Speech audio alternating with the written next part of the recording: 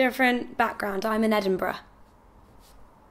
Hey everyone, so before I start talking about Manic Pixie Dream Girls and all of that jazz, I need your help. And I think that the best way to get what you want is to simply ask nicely. So here's my pitch. Myself and Tom Ollerton from We Are Social have submitted an interactive talk to South by Southwest for 2060. If you don't know, South by Southwest is a film, music and interactive festival in Austin, Texas, USA. Our talk is called Sex, Social and the Future of Love, and it is all about how social and digital technology has impacted our sex lives. Sounds great, right? I would love to see that talk. I mean, I would love to talk that talk, which is what I'm trying to do now. All I'm asking of you is to vote for it. There is a link in the description, click it, sign in with Facebook or your email, it's very easy, and just vote for it. If you want to help out even more, then you can share the link with your friends and family and other social circles. That would be amazing. It would seriously mean the world to me if this talk happens, especially as I used to live in Austin, Texas, and I absolutely love the city, and I've always wanted to go back for South by Southwest, and it would just be incredible if I could do that as a speaker. So please vote. Thank you, thank you, thank you. And on with the video. The Manic Pixie Dream Girl.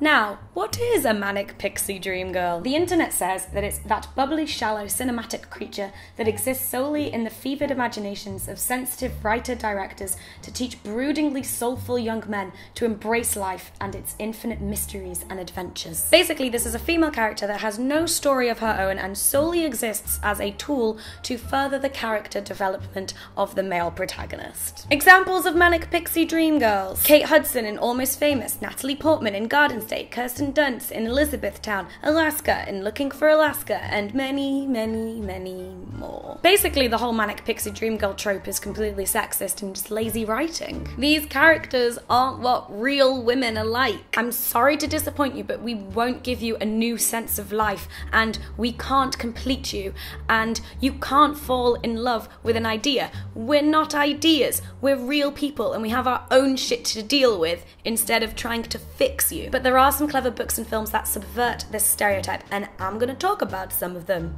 By the way, spoilers. I don't care. 500 Days of Summer. Now, some of you might be thinking, no, but Zooey Deschanel is always a Manic Pixie Dream Girl, and Summer is such a bitch, and Tom is so nice, and why would she not want to be with him? He'd be the best boyfriend ever. No, stop it. Stop it. The story is told through Tom's eyes, who believes that Summer is the woman who will complete him and make his life worth living. But she turns out not to be the girl he imagined. Emphasis on imagined. He made up this image of her. She tells him at the beginning that she doesn't want a relationship, and guess what? She didn't want one. Anyway, the film is a perfect example of someone not fully respecting or understanding that someone else is just human and projecting all of these false and harmful expectations onto someone else. Also, when Tom is single and alone, that's when he starts to get his shit together. He didn't need Summer to be better. He needed himself. Great message. Yay! Paper Towns! We all know the story. Q is obsessed with Margot, thinks that she's this amazing mystery, goes on a road trip, turns out she's just a weird girl. Well done, John Green! Now, it's been ages since I read the book, so I can't exactly remember the ending, but in the film, it's Q's voiceover being all like, whatever Margot's doing, wherever she is, I know that it will be awesome. And you're like, no, he didn't learn. He still thinks that she's this incredible thing. What if she's just doing something really mundane? Did he ever think of that? What if Margot likes Netflix and chill? I know that we see Margot through Q's perspective, and even with all of the deconstructing and the lesson learning, to me, Margot's character just doesn't seem real. I mean, does anyone know someone in their real life who is like Margot? I can't relate to her at all. The way that she talks and the things that she does just still seem very manic and pixie. I don't know.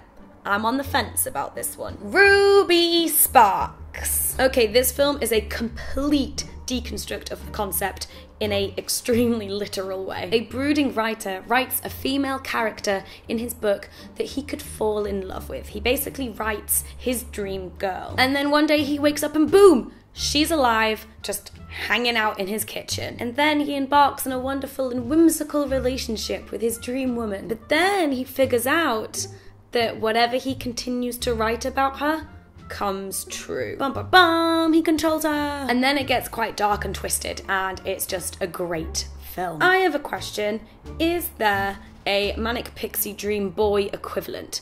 I don't think there is, but please tell me if you know of any. The reason I wanted to talk about this is because I always saw these quirky, fun girl characters in films and thought, I want to be like that. And then I realised what it really meant and was like, no. So let me know in the comments what you think of the Manic Pixie Dream Girl. Thank you for watching. Please give the video a thumbs up if you enjoyed it. Don't forget to vote for my South by Southwest talk, and I will see you guys soon. Bye!